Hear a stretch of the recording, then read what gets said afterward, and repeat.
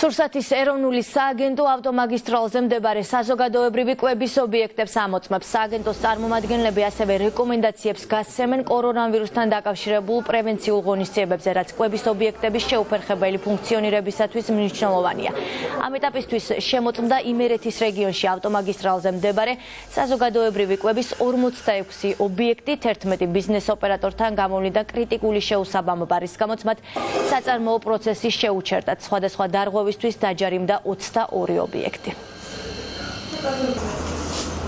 სურსათის ეროვნული სააგენტო როტაციის პრინციპით აგრძელებს ტურისტული დანიშნულების ობიექტების შემოწმებას. ჩვენ ბიზნეს ოპერატორებს ვამოწმებთ როგორც სანიტარო-ჰიგიენური მდგომარეობის მიმართულებით.